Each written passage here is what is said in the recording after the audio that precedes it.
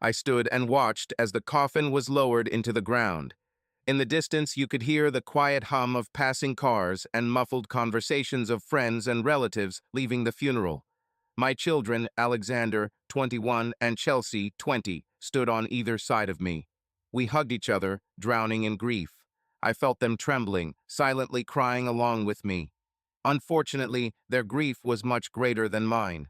I knew I should have mourned Joan's death more, but in some twisted, wicked way I was glad it had ended that way. At least I was able to avoid the pain and suffering that divorce would have brought, as well as the financial turmoil that would come with it. Divorce, you ask? Yes, that's right. You see, the night she died in a car accident, I found out that I was married to a lying, cheating, corrupt, easy-to-get woman.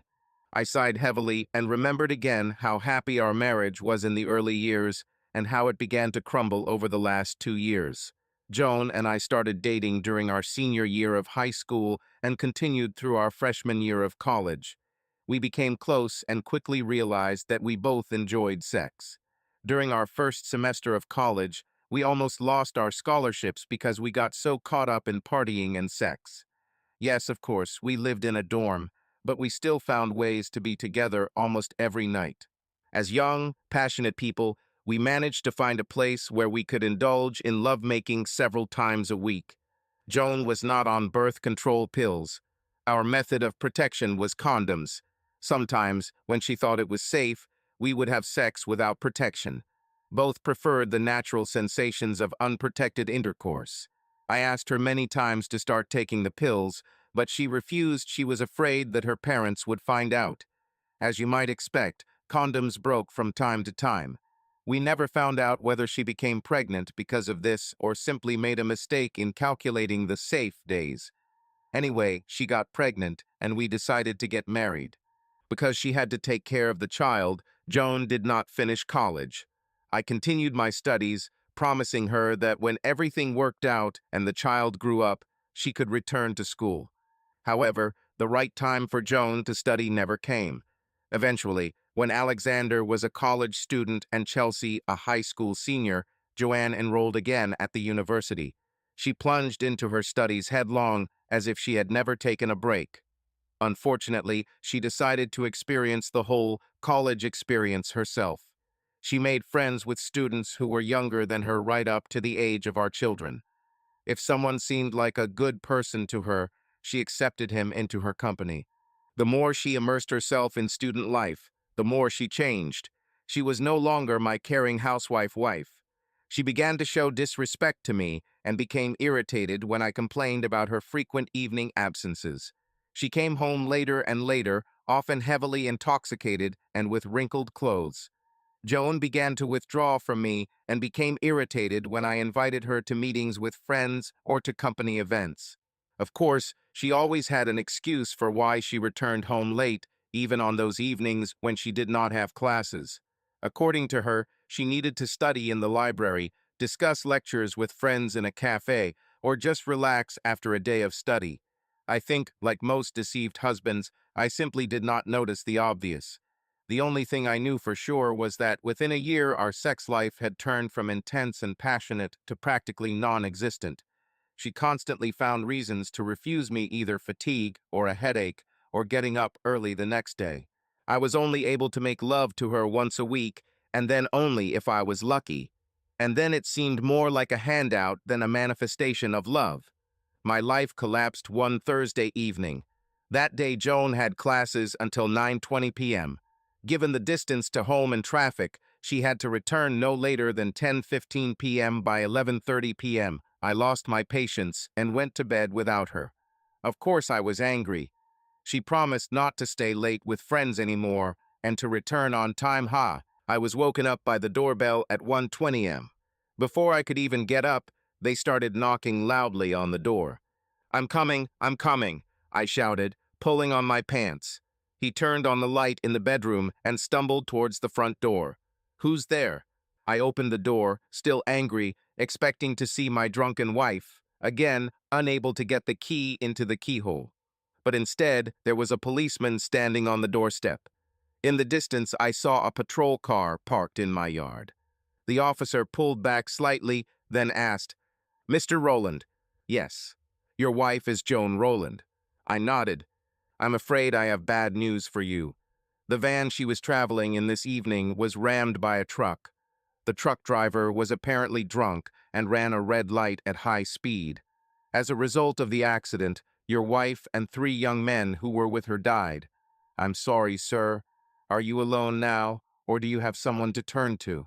At that moment, my daughter Chelsea came down the stairs, rubbing her eyes sleepily. She was wearing a robe. "Dad, what happened?" The officer looked at her, then said, "Sir, I'm very sorry. If you come to the station in a day or two, the accident report will be ready. You will also need to identify the body at a time convenient to you." He lightly touched the visor of his cap. "Miss." Then he added, "I'll leave you. Once again, please accept my condolences." I watched the police car back up, then drive away. I felt tears running down my cheeks. At that moment, Chelsea hugged me and gently led me back into the house. We sat down in the living room. I told her what happened, and we sat crying together. We dozed off sitting together on the sofa. Finally, around 6 in the morning, I shook myself and started making plans for the next few days. I called my son at his apartment, then Joan's parents, and then my parents. I also called the funeral home and made arrangements for them to pick up the body. I was still in a state of shock, but I was already beginning to function somehow. Before I had time to properly comprehend the full depth of what had happened, an employee from the funeral home called me. He said they couldn't take the body until I personally verified its identity. I made an appointment to identify Joan's body. While I was on the phone, I remembered the officer's words that Joan had died in the minibus. I called the police to make sure she was not in her car. I also asked about her purse and other personal items. The officer said they didn't have any of her belongings. Records showed that Joan had been tentatively identified based on a medical alert bracelet she was wearing. After I identified Joan's body, my daughter and I drove to the university and drove around campus until we found Joan's parked car. I gave Chelsea a spare key. I waited until she started the car, then headed home with her following. When we got home, Chelsea and I searched the inside of the car for Joan's purse and her books. Not finding them there, we opened the trunk and found several things, many of which were not supposed to be there. Joan's purse lay neatly on top of the carefully folded dress she'd worn to class the night before. When we opened the purse, we found several unused condoms in it. Later that day, to keep myself busy, I started cleaning out the car and found 3 used condoms under the front seat. I began to feel overwhelmed with excitement, even anger. Sometimes Chelsea takes our car to go to college instead of her small pickup truck. My first thought was that she was having fun with one of her boyfriends in the back seat and let him throw used condoms on the floor. I got out of the car with this incriminating evidence in my hands and shouted, "Chelsea, come here, please." When Chelsea walked into the garage, her eyes were still red from crying. I turned to her and asked angrily, "How do you explain this?" I shook the condoms in front of her. I saw her face turn pale and then red as I continued talking. I thought, "No, I hoped we raised you better. You know that condoms are not the best method of contraception. Your mother told you what problems this could cause. How could you take such a risk?" Chelsea looked at me in shock, then her face contorted and she started crying again. Through my tears, I heard her say, "Oh, Dad, how could you even think that I could do something like that? I take the pill and always make the new guy use a condom, but I would never leave them in my mom's car. Are you saying that these are not yours? But you took the car last weekend. Who else could?" I felt my stomach tighten and I felt nauseous. I fell silent and just stared at my daughter. She also looked into my eyes, and I realized that the same thought had occurred to her. Her hand slowly rose to her mouth, and she blushed again. "Oh," she said. "Oh, no, no, Dad. This can't be. Maybe it's Alex. He sometimes takes his mother's car." The remaining days were filled with calls and visits from family and friends. Relatives from other cities began to come to the funeral. Finally, I called the police and found out that the accident report was ready. I told the family I was going to pick him up, and Chelsea immediately looked away from the conversation. Wait, Dad, I'll go with you. I wanted to tell her no, that I needed to be alone, but she didn't let me get a word in edgewise. No, Dad, I'll go. You don't have to go through this alone, and besides, well, when we arrived at the police station and told the female officer why we were there, she looked at me with sympathy. Then she turned around, went to the file cabinet, and took an envelope from the folder. Returning to the window, she placed the envelope on the counter and covered it with her palm. She looked me in the eyes and said, Mr. Rowland, I don't know how much detail you were told about this accident, but... She took a deep breath, exhaled, and continued, You really shouldn't look at this report unless you absolutely have to. Just let your wife go and keep only good memories of her. I'm truly sorry, sir. I stood there, confused for a moment, then pulled the report out from under her hand. Thank you, officer. We had problems, but we loved each other. Of course, we will have good memories of life with Joan. The officer looked at me with pain and returned to her desk as Chelsea and I walked out of the station. When we got into my truck, I opened the envelope. The first thing I saw was a stack of photographs. The minibus was crumpled, and the cab of the truck rested on top, its front bumper located approximately where the middle seat was. Next photo. I inhaled sharply. My stomach churned, and a deep sob escaped my chest. Dad, what happened? Chelsea asked. I shook my head and tried to stuff the photos back into the envelope. I cried so hard that I couldn't breathe. I felt nauseous and felt my breakfast rising in my throat. I barely had time to open the door before I threw up in the parking lot. Oh, no, I heard Chelsea moan. When I finished, I wiped my mouth with my hand and turned back to the car, just as Chelsea ran into my arms and began to cry. Now we knew why Joan's dress was neatly folded in the trunk of her car. The photographs and the report told the whole dirty truth. Joan was in the back of the minibus. She was found without clothes, as were the two young men who were with her. When the truck collided with the van, the accident led to chaos. One of the men was trapped, the other was caught in an awkward position. Later tests showed that Joan spent time with them of her own free will.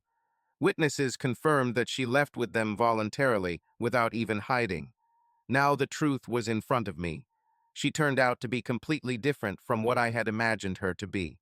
Our family was first devastated by Joan's death, and now even more devastated by her promiscuous behavior. I knew that she was unhappy in her life, but I had no idea that she had become an easily accessible woman. When I thought about her behavior, I was overcome with fear for my health. I didn't know how long she had been partying, and I was afraid that she might have infected me with some kind of disease. I immediately decided to test myself for sexually transmitted infections. Luckily, I didn't have to worry about work. I owned and operated a small construction company, so I didn't worry too much about business. I had a good management system, and my work friends took control of the projects to ensure everything went according to plan and on time. I was in a terrible state for several weeks. I was torn with anger, and I took it out on everyone around me. I was furious with my wife and the three guys who had sex with her, and sometimes screamed in anger, wishing they were alive just so I could hurt them more. Hell, one of them was only 19 younger than our son. The rest were in their early 20s. I wanted to vent my anger, but I couldn't, they were all dead. I put off going to the doctor for a long time to get tested for sexually transmitted diseases because I was ashamed. My children finally made an appointment for me and took me to the doctor themselves. When the results came back, it turned out that I had gonorrhea. Yes, I knew that I should have gotten tested as soon as this thought appeared, but I didn't do it. I suffered from pain and burning when urinating for several weeks, but thought that I had simply chosen the wrong underwear. My wife had not allowed me to make love to her for a long time, and I again began to satisfy myself. About 3 weeks after the funeral, I was sitting in the living room, drinking and looking at the accident report. I again wished that I could make someone responsible for my pain, and then it dawned on me. I couldn't punish my slutty wife or her lovers, but I could try to punish the transport company that deprived me of this opportunity. I decided to find out if I could sue them. When I talked to the lawyer, he literally laughed with joy. It turned out that this transport company often hired drivers with questionable qualifications. They had a whole list of accidents and traffic violations. He was confident that this would help our cause. I told him to file a claim, and the process began. Of course, everything dragged on, as happens in the courts, but in the end it all ended. Almost 2 years after the accident, I became almost $3 million richer after the lawyer took his 30%. My life was still crap, but now I had enough money to build a really fancy toilet. I no longer enjoyed my job, and I couldn't stand being in the house my wife and I were building together. In the end, I decided to give up everything and leave. Yes, I was running from memories and pain, but who cares? At the end of May, my son graduated from college with a degree in construction management. He worked part-time for my company for many years, so I decided to hand over management to him. He and his wife stayed to live in my house for free, with the condition that the guest house would always be available to me. My daughter lived in her basement apartment, which was once intended for servants. I let her know that she could stay there until she decided to move out. I drew up legal documents in which I specified living conditions, job responsibilities, salaries, and other details. I didn't know when I'd be back or where I'd go, so I tried to plan for everything. My daughter studied business administration and also worked part-time at the company, so I was calm, leaving everything to them. 3 weeks after graduation, I loaded up my new Ford F-250 Super Crew Powerstroke 4X4 and hit the road. I didn't know where I was going, when I would get there, or how long it would take. I had a small fifth trailer, 26 feet long, with everything I needed inside. Probably the hippies in the 60s would have said that I went in search of myself. On the back of the trailer, I made a mount for my small 650cc motorcycle, CM. Since it was the beginning of summer, I headed north. The further I went, the calmer I became. On the first day, I drove for 12 hours, stopping only for gas and essential needs. The second day went the same way until I reached Rapid City, South Dakota. I've never been there, but I fell in love with the Black Hills. I found a cozy campsite and stopped there. Every morning I got up to watch the sunrise, slowly drank coffee, enjoying the start of the day, then had breakfast around lunchtime. When it got a little warmer, I would get on my motorcycle and go explore the surrounding area. If I noticed a beautiful place, I would stop to admire the scenery, walk along the trail, or ride my bike closer. I especially liked the town of Keystone. I took the train between here and Hill City several times, exploring both cities. There were many beautiful women here, and the local wineries sold amazing wine. I may have bought and drank too much, but who cares? In the evenings, I either went into town for dinner or stayed at the campsite, cooking and drinking in the company of three constant companions, me, myself, and I. Sometimes I walked around the campsite and talked with other travelers. I was surprised by how many people live in mobile homes and do not have permanent housing. They looked so happy. I spent 3 weeks at that campsite and then moved on. Taking I-90 to Sturgis, I learned that the famous biker rally would soon begin there. I decided to stay. I found a good place for the trailer and settled in. When the rally began, I finally began to enjoy life. I was teased for having a small motorcycle, but I soon learned to laugh it off. Of course, it also helped that I treated new friends to beer and some lovely ladies to a place in my bed. After the rally, I had to leave just to take a break from all the women I had slept with. I still dream of these gorgeous beauties walking around the campsite in skimpy outfits. It's only a pity that I had to use condoms. Sometimes, bringing another girl to me, I noticed that her intimate part was still red and sensitive after recent intimacy. To be honest, kissing them embarrassed me a little, but the desire to have sex did not disappear. Was I ashamed of my actions? Oh, the hell with it. I was no longer married, and as far as I knew, the ladies I slept with were not married either. They didn't mind, I didn't mind, and if I hadn't ended up between their legs, someone else would have. I was even tempted to take a couple of them with me, but common sense prevailed, and I ignored their hints and suggestions. I continued west on I-90 and fell in love with Montana. I have stayed in the western part of the state several times, again meeting wonderful people at the campgrounds. One campsite was especially memorable. It was located near a small town called Rock Springs, just east of Missoula. At that moment, there was an egg festival taking place there. There were cowboys, cowgirls, bikers with their girls, and also ordinary people like me. As night fell and under the influence of drink, breasts were exposed and private parts were exposed, although not as openly as in Sturgis. I was only there for one day and night, but managed to enjoy a wonderful wet t-shirt contest during the day. I admit that I was only a spectator that night.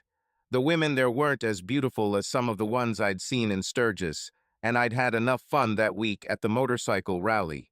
The next morning I set off again, and in the late afternoon, when I left the mountains, I no longer liked the scenery. I hit the gas pedal and took off towards Seattle, Washington.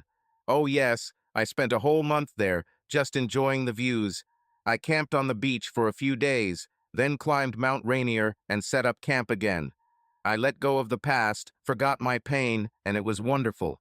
I finally decided to head south and took us 101. If I liked something, I stopped. It took me another 6 weeks to get to San Francisco. I spent a few days there and then moved on again. For some reason, Southern California didn't make much of an impression on me. Yes, there were many beautiful women there, and on the beaches they flaunted their charms, but their behavior and attitude towards life seemed unnatural and false to me. They didn't pique my interest, so I headed east on I-10. Oh God, what a bore it was. Mile after mile of the same desolate landscape. I finally made it to one of my favorite cities, San Antonio. Joan and I loved walking along the riverside, and, despite the memories of it, I had a wonderful week there. There I again found great food and beautiful, willing women. I remember one of them especially well. This young woman quickly won my heart. She was half Spanish and worked at the campground where I was staying. She was the one who processed my registration. I don't know why, but sympathy immediately arose between us. The evening I first moved in, I was sitting under the awning of my trailer, enjoying the cool air, when I saw her coming down the driveway. She was wearing a tiny two-piece swimsuit, and her curvy body was practically on display. I figured she was about 22 or 23 years old, but later found out she was 27. She was about 170 cm tall and weighed about 57 kg. Her black hair almost reached her shoulders, and her smile lit up the evening when she noticed me. This little coquette came up to me and said, "Well, what are you doing here in this heat? You should at least take a dip in the pool. I know for sure that it is cool there. If we don't like the pool, many of us go swimming in the river. But the water in the pool is cleaner. Yes, it's hot here, but I just enjoyed the view. I think I'll go to the pool soon. I needed to relax a little after a long journey." Well, hurry up. The water is great, and you can always talk to someone there. Maria smiled at me and walked back to the center of the camp, to the pool, which was about 25 meters from my place. I watched her tight ass move seductively as she walked. After walking a couple of meters, she looked over her shoulder, saw that I was looking, smiled, and continued on her way. Perhaps her hips moved even more gracefully. I watched until Maria was out of sight. Then he got up, went into the trailer, and changed into swimming trunks, after which he went to the pool. When I approached, Maria was floating on her back in the deep end. In the shallow part, two children were frolicking with a plump woman, whom I supposedly took for their mother. An elderly couple was sitting at a table with books. I dove into the water, swam quickly for 3 laps, then climbed out, grabbed my float chair, and got back in the water. My weight forced him to submerge a little, leaving only his head and shoulders above the water. I relaxed, opened a can of beer, and began to watch Maria. She stopped swimming and turned to face me. Her feet barely touched the bottom of the pool as she came closer. The water was surprisingly cool compared to the hot air. Maria floated over to my chair and put her hands on its plastic armrests. I was slightly disappointed because her breasts were hidden behind them. She rested her chin on her hands and looked at me. "You're not energetic at all, are you? I don't often see men just sitting in chairs like this." "Yes, probably. I used to have a construction company and I was always on the move. And this chair allowed me to relax while staying in the water. I guess I still use it out of habit. This makes it easier to communicate with people without overheating. Maria and I talked for over an hour until she had to leave. During this time, I learned that she was the daughter of the campground owners and had recently completed her studies in business management. She was married, but her husband drank and cheated, so she divorced him. She returned home to help her parents until she decided what she wanted to do with her life. Over the next 2 days, we became closer. She was easy to talk to and cheerful. We discussed her dreams and plans, as well as possible business ideas. That evening, as we were leaving the pool, she took my hand. On the way to my trailer, her hand slid into my belt, and mine wrapped around her waist. We stopped at my door, and she turned to me. She moved closer, and I felt her breasts press against my stomach. Her arms wrapped around my waist, and she stood on her tiptoes to give me a tender kiss. Nothing was said. She opened the door, took my hand again, and gently pulled me into my trailer. I, like a sheep to the slaughter, followed her, as if deprived of will. Maria closed the door behind us and watched my face as she first took off the top and then the bottom of her swimsuit. I stood with bated breath, looking at the goddess who appeared before me. I opened my mouth to speak, and she put her fingers on it. As I closed my lips, she grabbed the waist of my swimsuit and pulled it down. Without thinking, I took a step, freeing myself from my swimsuit. Maria smiled at me again and sat down in front of me, taking a squatting position.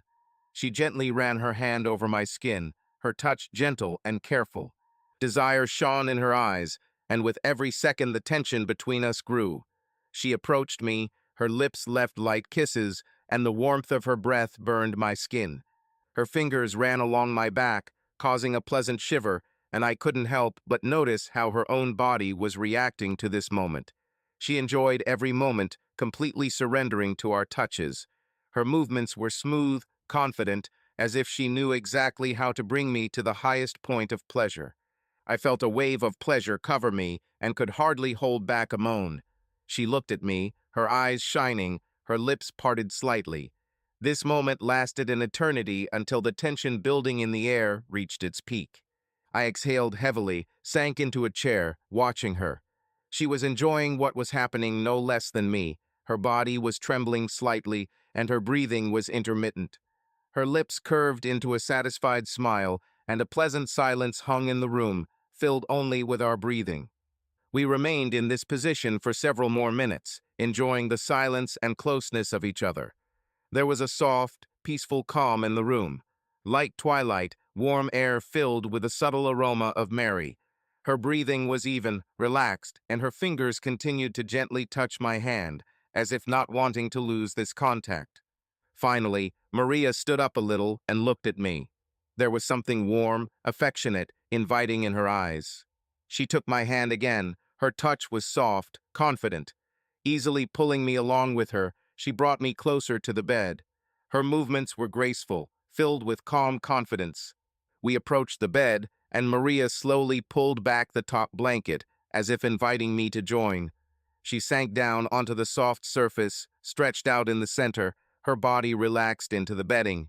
She looked at me with a slight, almost playful smile, her fingers casually touching the edge of the pillow. I sat down next to her, feeling the warmth of her proximity. We were silent, but in this silence there was no awkwardness, only anticipation and understanding. Maria reached out to me, her palm slid over my arm, then rested on my shoulder. Her touches were light, enveloping, as if she was studying me again, getting used to this moment. I slowly ran my fingers over her wrist, feeling her pulse beating under her skin. She sighed, closing her eyes as if soaking in every moment. Time seemed to slow down, turning into a chain of short but significant moments. I leaned towards her and inhaled the subtle scent of her skin. It was something familiar, warm, soothing. Maria pressed herself close to me, her breathing quickened, but not from excitement, but from something deeper: trust, intimacy, unity. Several moments passed, filled with light touches and quiet signs. We took our time, enjoying the feeling of each other's presence. After some time, Maria looked at me. Her eyes were full of tenderness. She smiled, stroked my cheek with her fingertips, and quietly whispered, "It was wonderful. Thank you." I touched her palm, intertwining our fingers. She smiled even wider. Her lips trembled slightly, and she added with a slight hint of playfulness in her voice, "Now, maybe you'll stay close." I nodded without thinking. She turned to me, pressed closer. Her head rested on my shoulder. We lay there, enjoying the silence and each other's presence. Time has lost its meaning. All that was left was this moment filled with warmth, peace, and the feeling that now everything is exactly as it should be. I shifted on top of Maria, and she gently guided me into position. Our bodies merged into a single movement, filled with warmth and passion.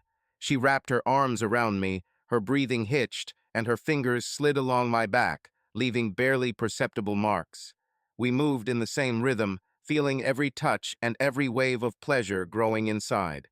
Maria pressed herself against me, her body responded to my movements, and soon we were completely synchronized, getting lost in this whirlwind of feelings. I could feel her body trembling in anticipation as she pressed herself tighter against me. The whole world has narrowed down to these moments filled with tenderness, passion, and absolute intimacy.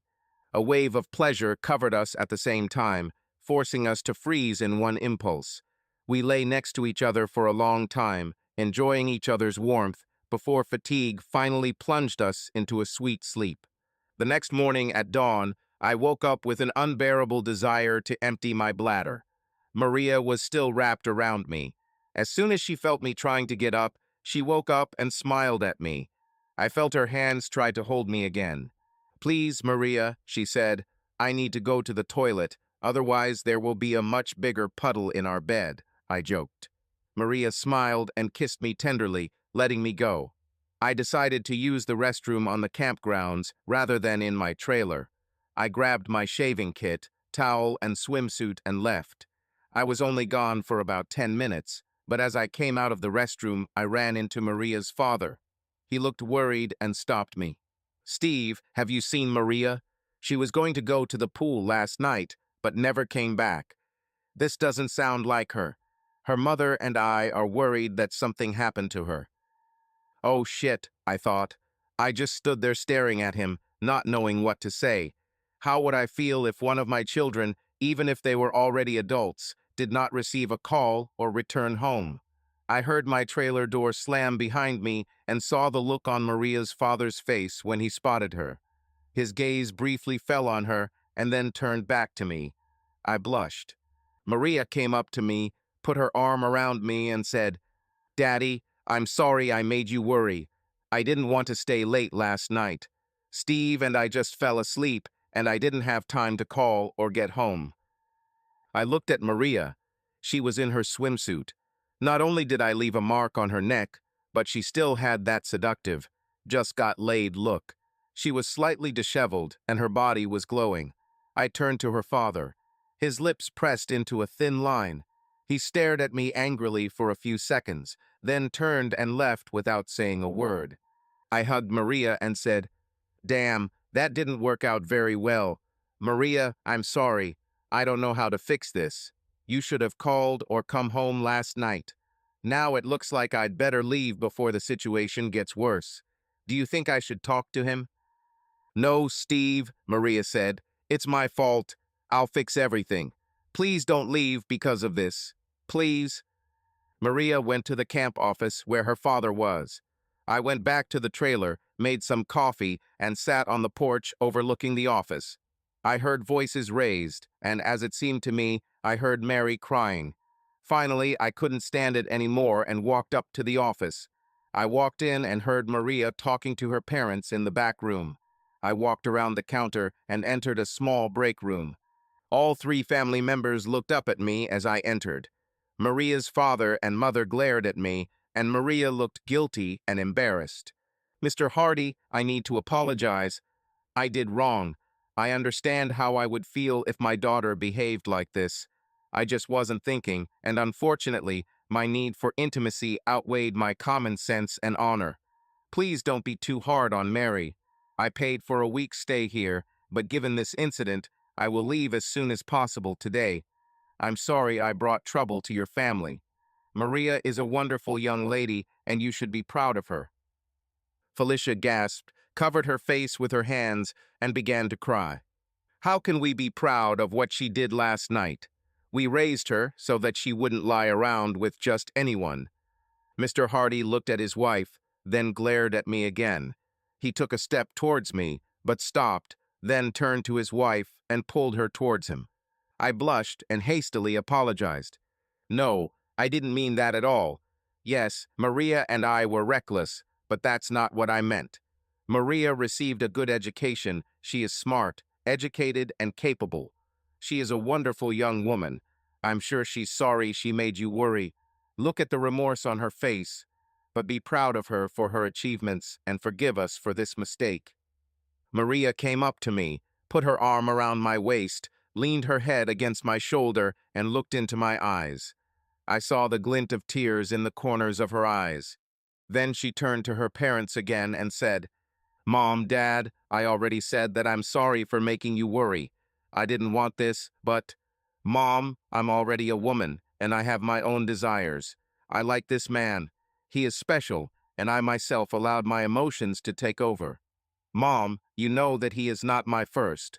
Please don't blame him for this." I dragged him into the trailer myself, first undressed myself, and rushed to him myself.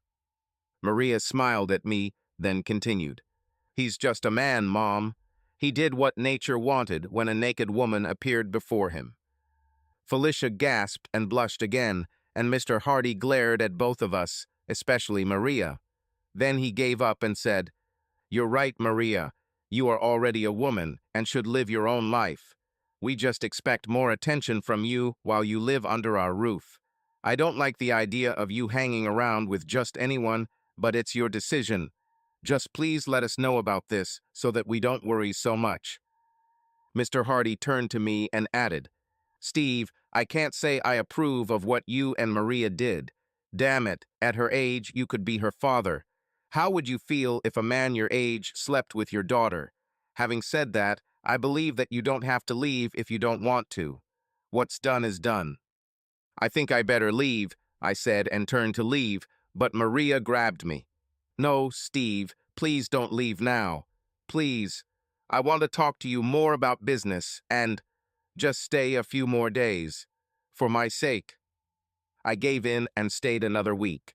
Maria and I talked about plans for the business and her future. Although I never became close to her parents, they treated me politely. In fact, Mr. Hardy was even enthusiastic about the idea of opening a small store and gas station. I offered all my ideas on this matter and spent a lot of time with Maria. She was truly special.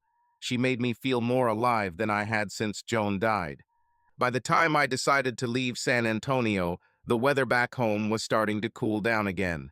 I didn't want to go back, much less face the winter cold, so I decided to go to Florida.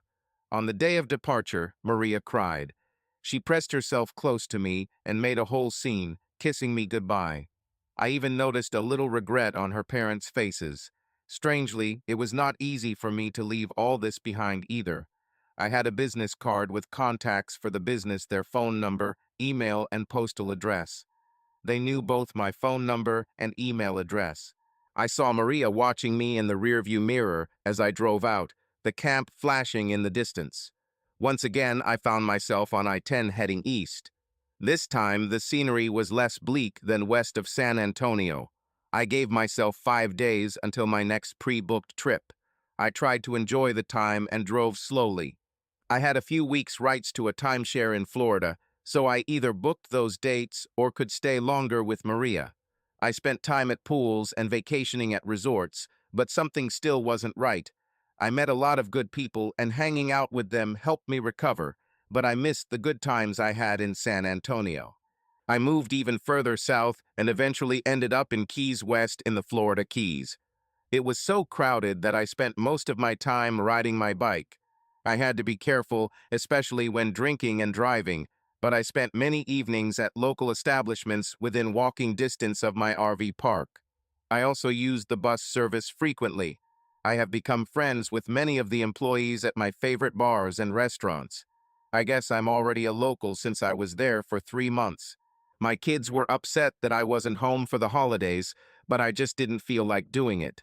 I invited them to come to me, but they refused. On Christmas Eve, I found myself at my favorite restaurant and bar, drinking margaritas and listening to Christmas music. I had already finished my dinner and was in no hurry to return to my lonely trailer. It was 2030 and almost all the visitors had already left. Employees were closing down parts of the establishment and cleaning up, preparing to close the bar by 9 p.m. so they could go home to their families. My favorite waitress spent the evening serving me. I noticed that she looked almost as sad as I did. She came to my table and said, "Last call, Steve. Would you like one more before you go home?" I looked at her and, acting without thinking, noticed the traces of tears on her cheek and reached out to wipe them away. She flinched when I extended my hand and pulled back. I still managed to grab her hand, pulled her towards me and said, "You look as sad as I do, Amanda. It looks like you were crying. I'm sorry I scared you. I didn't think so." Amanda sank down and tears flowed freely. I pulled her to my knees and hugged her as she began to cry. Her boss came out of the kitchen and approached, waving his hand, saying, "Damn, Steve, what are you doing with Amanda? I thought you were a normal guy. Let her go and get out before I call the police." I let go of Amanda and began to stand up, saying, "Hey, Sid, I didn't mean to upset her. I saw that she was feeling bad and asked what happened. She started crying even harder, so I pulled her towards me for a moment to comfort her. Don't make a problem out of it. I'm sorry." I was about to leave when Amanda croaked, "No, Steve, please don't go." She turned to Sid and said, "Sid, he didn't do anything. We were just talking and I was confused. I was so upset all evening." Sid replied, "Okay, Mandy, but if he bothers you, just scream. It's better for you to take off your uniform now. The boys and I will finish here. At least try to have fun. Merry Christmas to you." Amanda said through tears, "Merry Christmas, Sid." Amanda watched Sid walk back behind the bar, then followed him. They talked for a while, after which Sid smiled and handed her a large pitcher of margaritas and 2 glasses with ice. I watched as Amanda casually moved around the room, heading towards me with our drinks. I felt my excitement growing as I admired her poetic walk. She had the most beautiful long legs and amazingly toned buttocks. I thought she should be working at Hooters instead of this slightly shabby bar in the Keys West, but I was glad she was here so I could watch her gracefully walk past me in the evenings. When we had finished half the jug, Amanda told me about her tears. She was supposed to work the morning shift and told her partner about it, but yesterday she agreed to work the evening shift for one of her friends. The friend was going to leave the city early, and between them there was an exchange of shifts for money. Amanda went to the beach, rested for a while, then returned home to change clothes, eat something, and go to work. At home, she found her boyfriend in bed with 2 friends. Of course, an argument broke out between them. Since she was living with him in his small trailer, he kicked her out, threw all her clothes out the door, and locked her inside. "Oh, Steve," she continued, "now I have nowhere to go, and I don't make enough to rent a decent apartment, even if I find one on Christmas Eve. Sid said I could live on the pull-out couch in his garage for a couple of days, but I don't know what I'll do after that." It turns out that a 33-year-old woman is forced to return home to her mother because her life has collapsed. I caught my cheating husband, and then my new cheater, and again I was left with nothing. What the hell is this? I don't understand why I'm even trying. I thought about her story. Finally, sighing, I said, "Mandy, I don't have a lot of space, but you can stay with me for a couple of days. You can take the other bed in my trailer if you want. It's not luxury, but I think it's better than sleeping on a pull-out couch in the garage." I laughed and added, "I guess we already have enough in common, considering we've already been through everything our partners have inflicted on us. I wouldn't want you to continue to suffer because of something some asshole did. And believe me, I know how it happens." After some talking and convincing, and another pitcher of Sid's great margaritas, Amanda was finally convinced to come with me through the holidays. As we were about to leave, we could still hear Sid banging on the kitchen. Amanda told him we were leaving, and we staggered a little outside and headed to my trailer. I remember struggling to get the key into the lock and Amanda giggling, staggering around and watching me. Finally, I managed to open the door and pointed to the sofa that turned into a spare bed. "Here's your bed, Mandy. The shower and toilet are in that big building in the center of the camp, or you can use my small bathroom if you don't mind being cramped. I usually use it at night and go to camp during the day." I trudged to bed and didn't know anything until it was almost Christmas Day. I probably would have slept even longer, but the damn phone woke me up. I awkwardly reached towards him and muttered, "Hello." I heard Chelsea giggle over the loud conversation. In an overly cheerful voice, she almost sang, "Merry Christmas, Daddy. How are you? We miss you very much." "I was fine until you woke me up, honey." She giggled again and then asked, "Did you wake me up? But it's already afternoon there. Why are you sleeping at this time?" I completely forgot that Amanda was spending the night in the trailer and went to the kitchen to put on the coffee. I didn't bother to get dressed, and since I sleep naked, I shocked her. The first thing that reminded me of her presence was her sigh. I looked up and saw Mandy blushing as she turned away. "Oh, damn," I said. "Sorry." I turned around and hurried back to my room, and meanwhile Chelsea asked, "What are you apologizing for, Dad? It's okay if you take a nap. Sorry for waking you up." I hesitated, trying to answer. "What? Oh no, it's okay, honey. Just thinking. Everything is fine." I had already pulled on my swimming trunks and put my phone away while I put on my t-shirt. Returning to the main part of the trailer, I saw that Amanda was already making coffee. She looked at me, blushed slightly, and said with a forced smile, "Looks like you forgot I'm here, huh?" "Yes, sorry.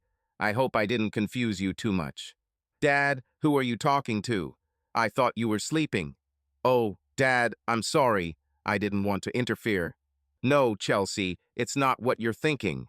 One of my friends stayed overnight with me because she was kicked out of the house. I just forgot she was here and went to make coffee, which scared her. You didn't interfere with anything." Chelsea laughed again, and I smiled as I watched Mandy's face turn a deep blush. Chelsea, Alex, and I chatted for a couple more minutes, and then I hung up. Amanda handed me a cup of coffee, and I apologized again. "Really, Mandy, I'm sorry. Now you know that I sleep naked. I just didn't think. I promise this won't happen again. At least I hope so." For some reason, Amanda and I formed a special bond, and she never moved out of my trailer. 2 months flew by unnoticed. Amanda insisted that since I provided her with a place to live, she would provide us with food and drink. It turned out that she was a great cook, and we got along great. We became best friends, but only friends. Yes, we were used to seeing each other naked, or almost naked, and of course, I couldn't help but admire her body, but we never had sex. We could hug, we even kissed a couple of times, but no more. By the end of February, it was time to move on. I didn't want to spend the summer in Key West, and I also missed other places. On one of her days off, Mandy and I relaxed and sipped margaritas by the pool. I finally decided to tell her that I was leaving. I poured us another glass and said, "Mandy, I don't know how best to say it, so I'll say it straight. It's time for me to move on. I don't want to stay here for the summer, and I want to see my children. You helped me recover, and I really appreciate the time I spent with you, but—" I noticed her eyes became slightly moist. Her voice shook as she answered, "I was waiting for this. I knew that you would go north when it got warmer. Honestly, I don't know what to do. I'm tired of working in a bar, but I don't have many options here. I have some savings. I think I'll quit and go home. Maybe I'll find something there. The tourist season will begin soon, and many places in Branson are hiring workers for the summer. My parents live near the city, so I can stay with them." That same day, I informed the camp office that I was leaving on Saturday. It was Tuesday, so I had time to get things done. I hoped that Amanda would find somewhere to live for her remaining days. The next day, Mandy returned home and said she had quit. She agreed to work a week and train a replacement. Sid did not insist on the traditional 2 weeks of work. She smiled and said, "I'd appreciate it if you could drop me off at the bus station when you leave on Saturday." Certainly. Anything for a friend, Mandy. By Friday evening, I had already packed everything and put it in its place. All that was left to do in the morning was to disconnect the trailer from electricity, water, and sewerage, and we could hit the road. Amanda was watching my final preparations, and then it dawned on me. "Hey, Mandy, I'm heading north, which is on the way to Missouri. My family is only 70 miles from Branson. If you are not urgent, you can come with me. I plan to stop along the way and won't be home until mid-April, but you can leave earlier if you want. The closer you are to home, the cheaper the ticket will cost you. What do you say?" Amanda looked at me for a few seconds and then smiled. "I agree. Thank you. I'll enjoy traveling with you, and I'll save money too. I don't think I'll stay with you the whole way because I need to look for a job. Many people start hiring as early as March." I decided to drive along the west coast of Florida. We stayed in Fort Myers for a week, enjoying the beach, swimming in the bay, and relaxing. Amanda was special. We understood each other perfectly and loved the same things. One evening, we went to a small coastal bar with excellent shrimp. We drank a couple of pitchers of beer and ate all-you-can-eat shrimp. Most of the visitors were young people, and they clearly did not like the presence of several older people, including Mandy and me. Several guys from the next table took turns asking her to dance. She politely refused, but with each refusal their irritation grew. We heard someone call her a flirting trash and me an old goat. We decided to leave, but first we went to the toilet. When I came out, I heard a noise from the ladies' room. Mandy was nowhere to be seen. Then I heard her voice. "No, idiot, get out of here and leave me alone." I said, "I don't want to dance with you. Listen, baby, you are a real MILF, and I want to dance with you. Come on. When we're done dancing, if you still want to be with that old fart you came with, you can find him again. It's spring break, and we're here to party, so let's get going." The door to the women's restroom opened, and one of the thugs who had been harassing Mandy walked out, dragging a crying Amanda with him. He saw me and grinned. Mandy looked at me with fear. I didn't say anything. He took half a step towards the bastard and kicked him. Hit him right in the groin. He let go of Amanda's hand and doubled over. I raised my knee and slammed it into his face as hard as I could, pushing down on his head at the same time. Damn, that hurt. He groaned and collapsed on the floor. I looked at him, writhing in pain, with one hand on his face and the other on his groin. There was a large bloody stain on my trousers. I quickly pulled Mandy towards the exit. We had almost reached the door when one of the men at the table noticed us. He stood up and said, "Damn, I thought Joe went after that bitch." The other two headed towards the corridor where the toilets were located. I sped up and pulled Amanda out the door. When it closed, I heard a scream. We rushed to the pickup truck, and I pulled out onto the street. We had already gone a few meters when the bar door swung open again and 3 guys ran out. They just stood and looked after us. Amanda cried silently. I reached out and squeezed her hand for a moment. It took us 10 minutes to get to our campsite. Walking into the trailer, I pulled Amanda close and hugged her. She was shaking all over and sobbing quietly. Carefully, I sat her down on my bed, took off her shoes, then laid her down. Taking off my boots, I climbed into bed and held her close to me. We both gradually fell asleep. During the night, I woke up only once to go to the toilet. After that, he went to the front of the trailer and prepared a bed for Amanda. I spent the rest of the night there. The next morning, I was woken up by the smell of coffee. Amanda was already awake and preparing breakfast. "Steve, thank you for last night," she said. "I know you lay next to me for a while." "Why did you leave? I didn't want to kick you out of your bed." "Mandy, I needed to go to the bathroom and, well, after everything that happened, you didn't need an old guy pestering you. I decided that it would be better for both of us if I slept somewhere else until morning." "You didn't pester me. I know you would never do that. Why would I even think?" She glanced at my groin, saw my morning erection, blushed, and added, "Oh, well, I know that you would never do anything that I didn't want." Amanda finished her coffee in silence, then looked at me and said, "Steve, I've had enough. I want to go home. I think if you take me to the bus station, I'll just leave, and you stay here if you want." "Well, if that's what you decide, I can take you. But I also think it's time to move on. Why don't we just pack up and leave? If I find a place where I want to stop, I will take you to the nearest station. It will save you money, and it won't be a problem for me. Either I was going to continue on anyway." Amanda smiled and nodded. "Okay, if you're really planning to leave, I'll stay with you until you decide to stop. Just don't leave because of me." "No, after last night, I want to leave myself. It's unlikely that those idiots will report us to the police, even if they wrote down the license plate of my pickup truck, but I still don't want to take the risk. It would be unpleasant to run into them again, especially if they decide to take revenge en masse. Anyway, I was planning on going to Bradenton or Clearwater in a couple of days." Mandy smiled her dazzling smile and hugged me. "How can I help you, boss?" I assigned her a few light tasks and got to work preparing the trailer for the trip. It was strange, but I was starting to miss home in Missouri. I saw beautiful places, met wonderful people, had a rest. But now I again wanted to strive for something, to do something useful. However, I was not excited about the thought of returning to my hometown and business. I felt sick thinking about Joan and the places we went together.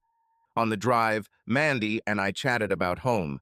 She said her parents own a piece of land on a lake near Hollister, a small town south of Branson. She recalled how much fun it was as a child to swim in the lake and run through the hills. Her stories reminded me of the land I inherited from my wife after she died, a little less than 26-acre lakefront property near Hollister. It belonged to her grandfather until the government took most of his farm when they built the lake. He kept this piece of land for himself and once ran a fishing camp there.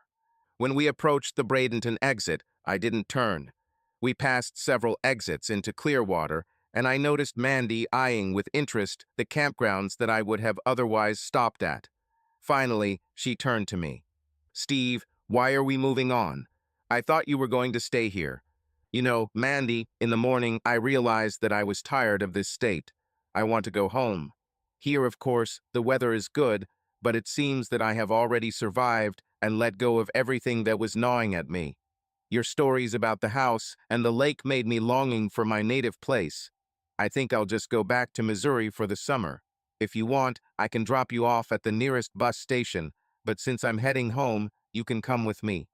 The travel time is approximately the same, and traveling with me will be much more comfortable than on the bus.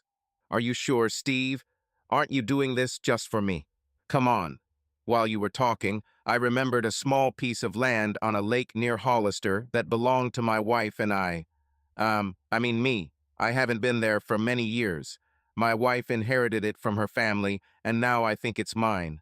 There used to be a fishing camp or resort there. I think I'll find this place and see what it looks like. Maybe I'll just drive my RV there and live for a while. I'm still not ready to go back to my old house and meet everyone.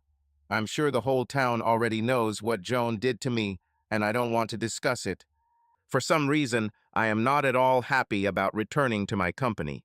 According to the financial statements, my son and daughter are running it as well as I am, so why bother? Besides, if I return, their income will decrease, and they are young and need money to get on their feet.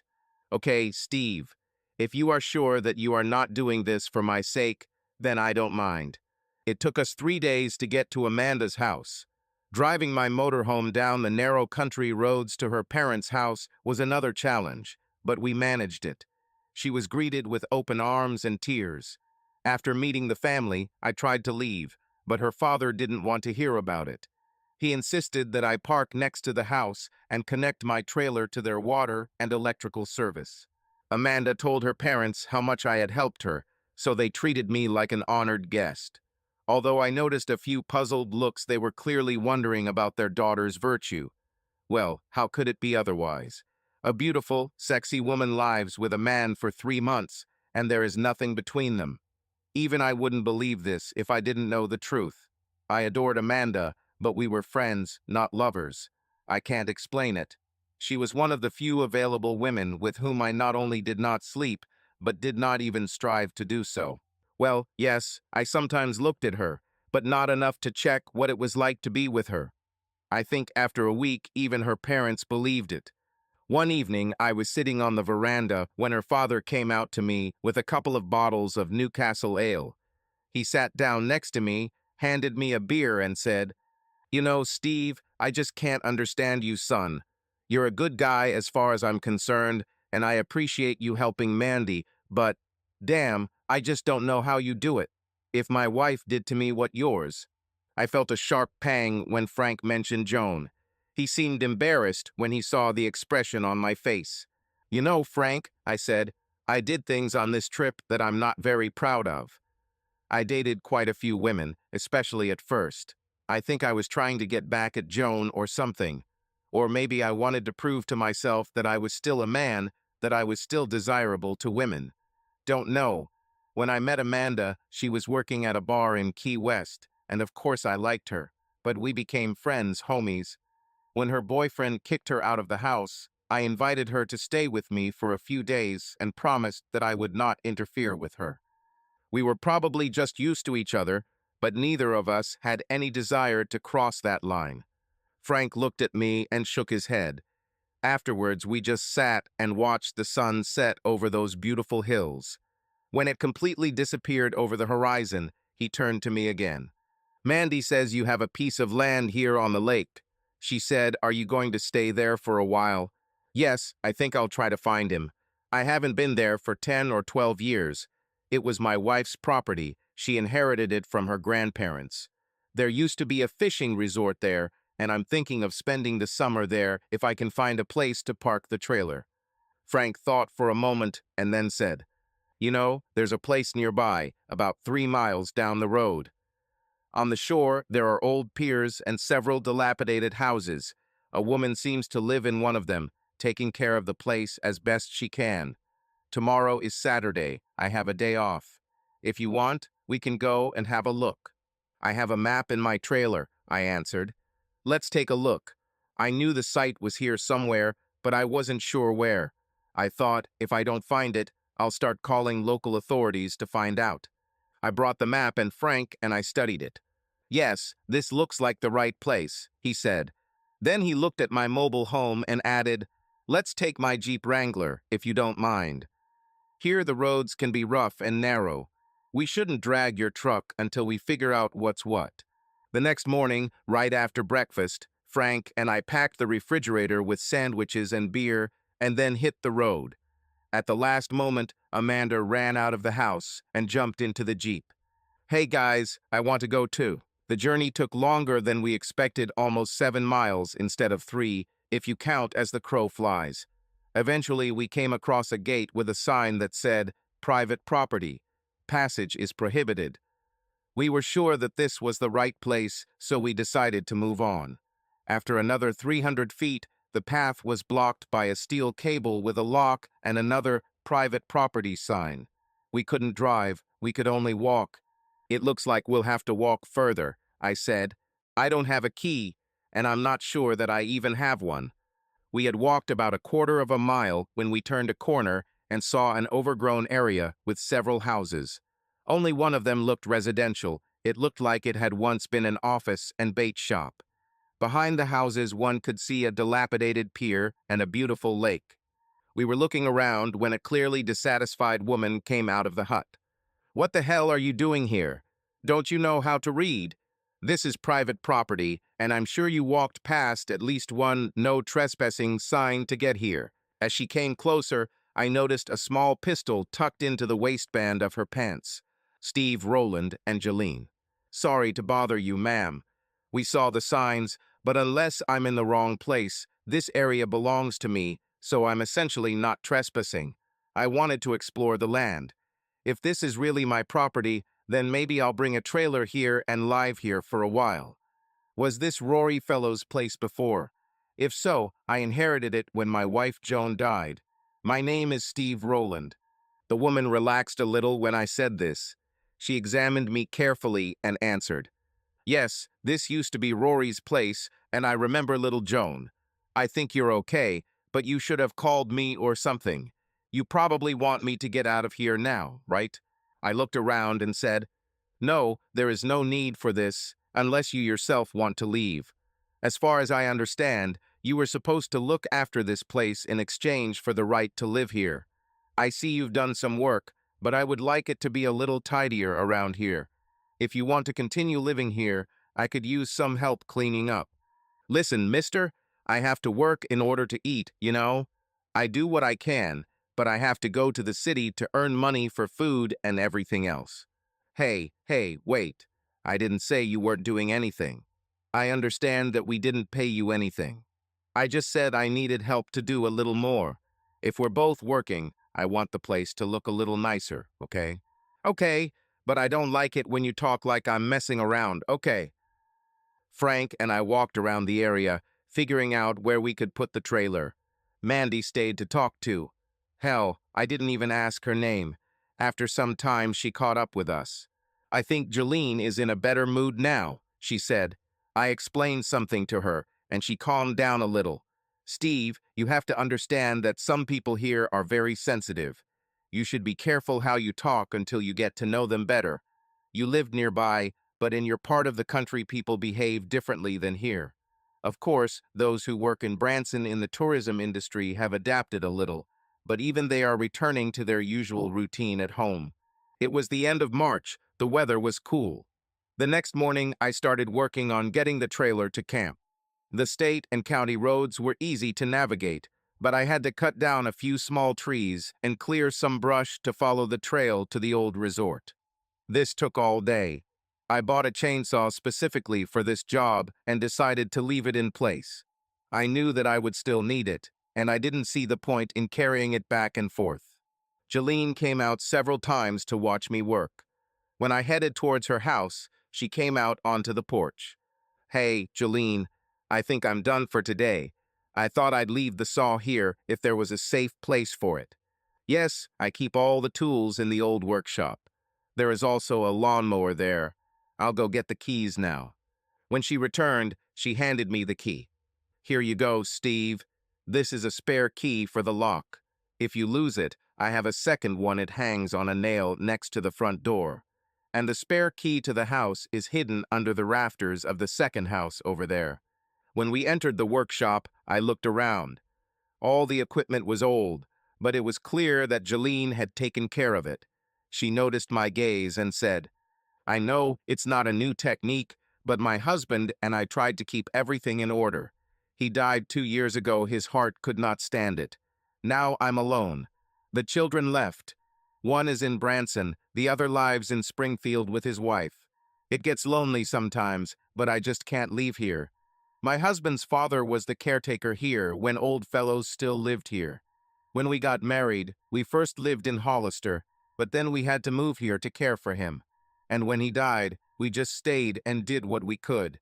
It's okay, Jolene. Thank you. Before leaving, I will give you my mobile number. I think you still have my address if you need anything. We received utility bills from you." "Yes, I have." "Okay, then I'll walk a little more and go to the trailer. I think I'll try to get him here tomorrow. I haven't decided yet where to finally put it, but the main thing is that it is here, and I don't have to travel back and forth." The next morning I had to be careful, but I still managed to move the trailer into camp. For now, I placed it next to Jolene's house to use water and electricity.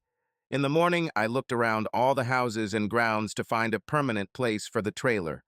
In the end, I found the perfect place. It was at the end of an open clearing with a magnificent view of the lake.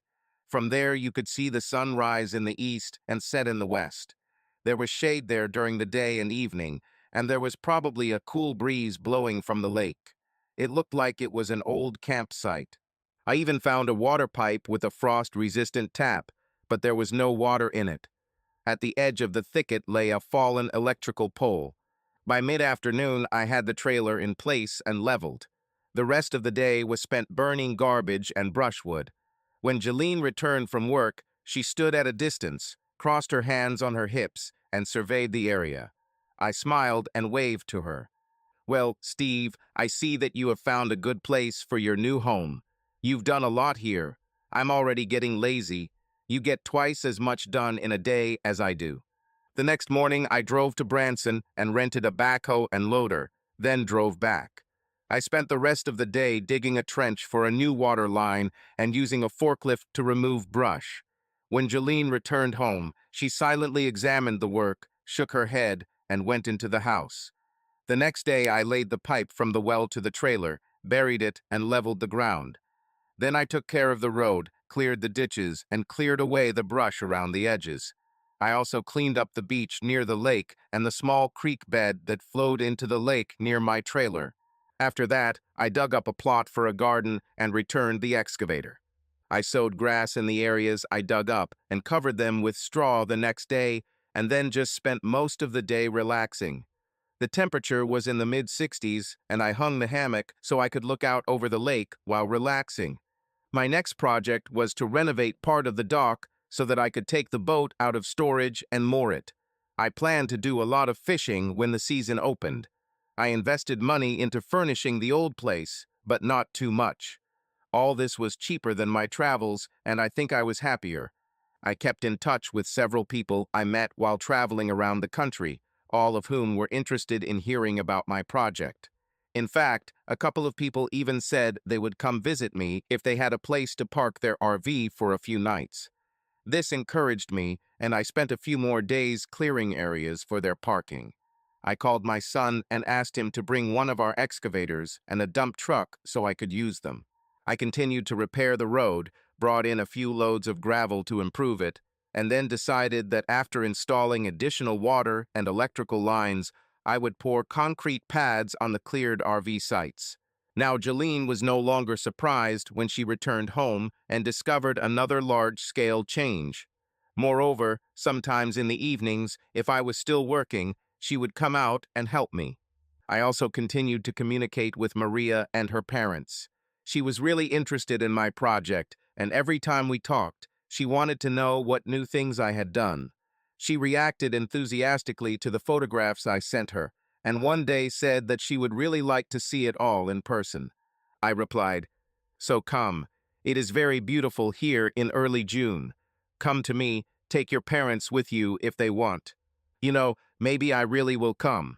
Will you reserve a place for me somewhere? No, I have a house here that is in good condition. I'll tidy it up a little, fix the main problems, and you can stay there if you come with the whole family. And if you come alone, that's fine too. I've got some friends coming over this summer, and I've set up sites for their RVs, so if you're bringing your RV, you can stay at one of them." My kids thought I was crazy for doing all this work and spending money on the old camp, but after a heated discussion, they accepted that it was my land and my money, so if it brought me joy, then so be it.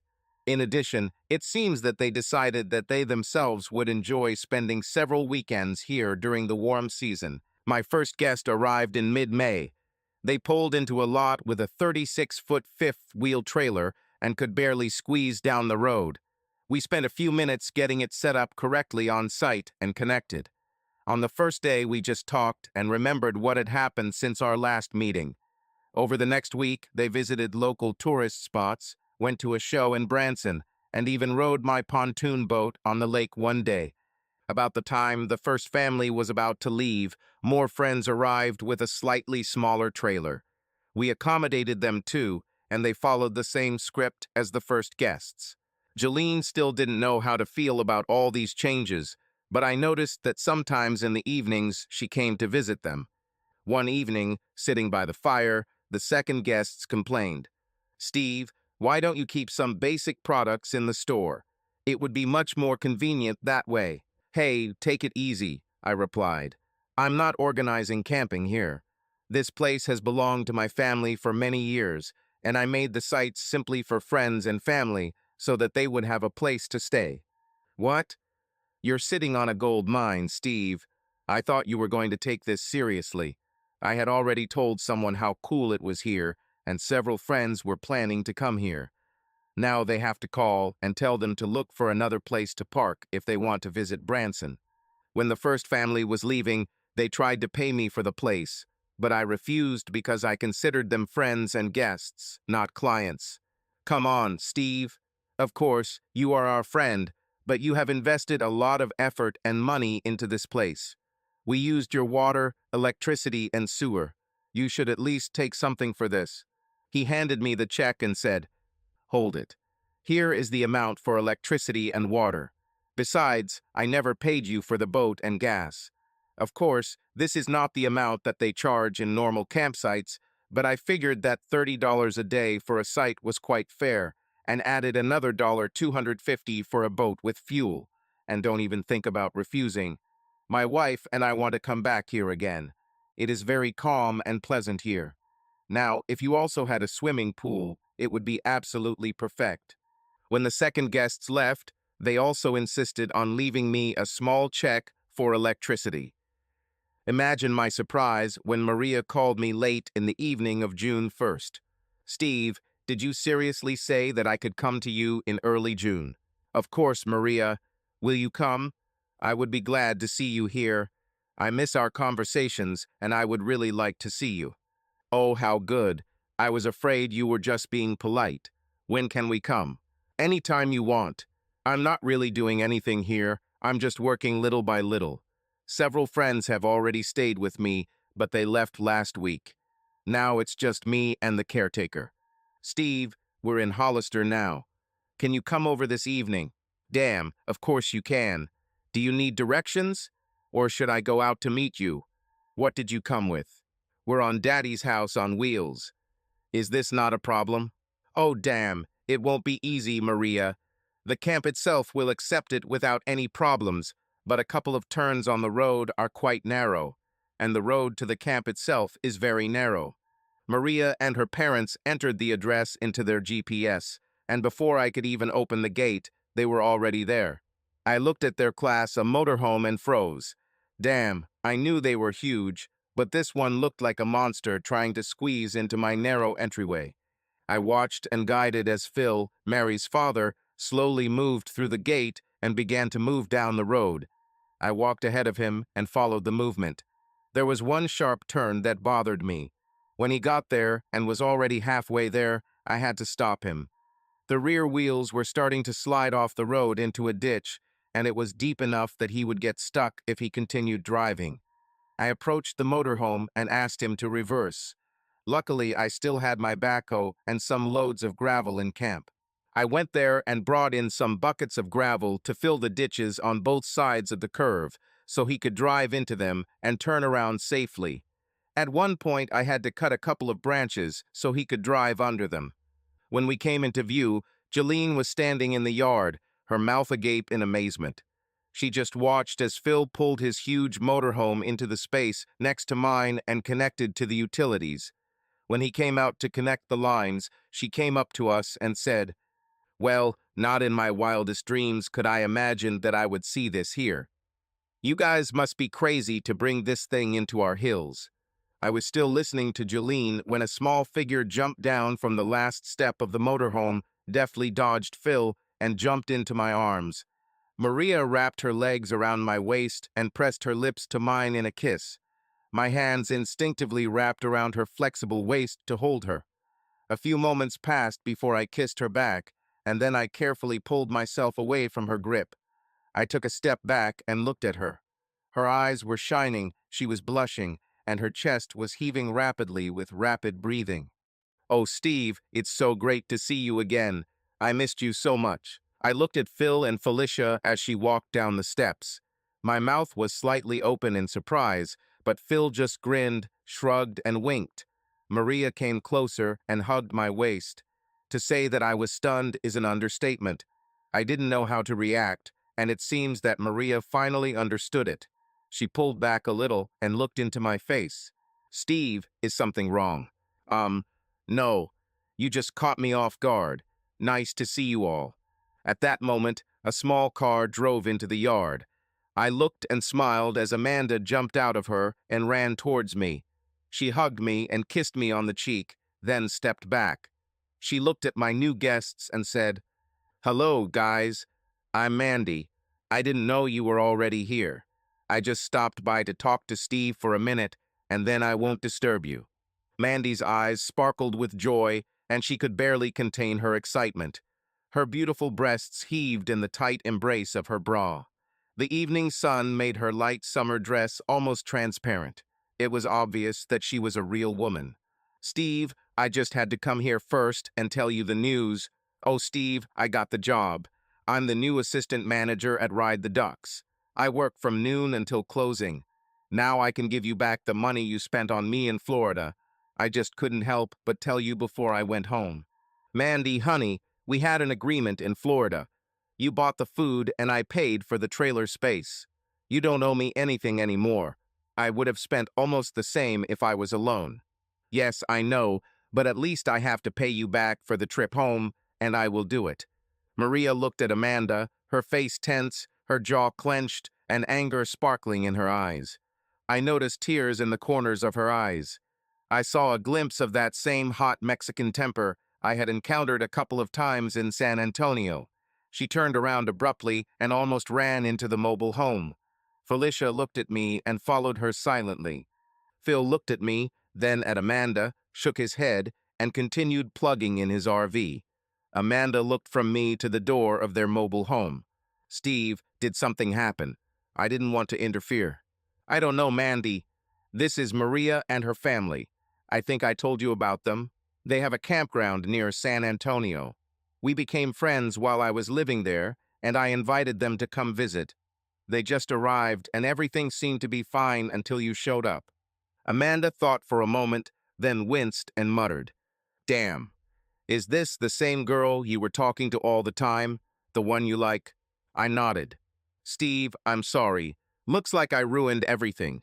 Damn, I hope I can fix this." Mandy walked around the front of the motorhome and said, "Sir, I think I did something stupid. Can I come inside and try to smooth things over with your wife and daughter?" I didn't hear what Phil said, but Mandy walked up to the door, knocked, and walked in without waiting for an answer. I stood looking at the door when Phil came back and stood next to me. At that moment, Maria's scream was heard from inside the mobile home. I couldn't make out the words, but I could clearly see that she was not happy. Then there was the sound of a slap and Mandy screamed. Then Felicia spoke, her voice also raised. Phil looked at me and said, "Well, son, it looks like we have a real problem here. If you had another woman, you should have told Maria about it before we arrived. You know she hasn't looked at any man since you left. All she could talk about was coming here and seeing you. Son, how long have you been dating this lady?" I didn't know which of his questions to answer first. I was shocked. Damn, I knew Maria and I were close in Texas. We had sex like rabbits, but damn, I'm 40 and she's, well, maybe 28? Hell, she's almost the same age as my kids, and she seems to think we're a couple. Damn, what should I do now? I finally collected my thoughts and decided to answer all the questions in reverse order. I explained the situation with Amanda, that we were just good friends, and told how it happened that we lived and traveled together. Then he added, "Damn it, Phil. I had no idea that Maria considered us more than just great friends." Phil looked at me and said, "Son, do you really think that my Maria jumps into bed with any of our guests? I thought better of you." "Damn it, Phil. You know that's not what I meant. I just... Oh, damn, I don't know what I meant. Looks like I really screwed up, huh?" There had been silence in the mobile home for some time. The door opened and Amanda came out. There was a red spot on her cheek. Maria followed, looking ashamed with her eyes downcast. Felicia was the last to emerge, looking both embarrassed and pleased. I breathed a sigh of relief when I saw no blood. Well, at least not real blood. I walked over to Amanda and gently touched her cheek. She took my hand and squeezed it. "It's okay, Steve. I think we've got it all sorted out. And now I need to go home. Can you walk me to the car?" Mandy pulled me aside from the others. When we got to her car, she stood up on her tiptoes, kissed me on the cheek, and whispered, "Steve, this woman loves you madly. If you have any brains, you will grab onto it and never let go. Now I have to go home, and you need to talk to Maria."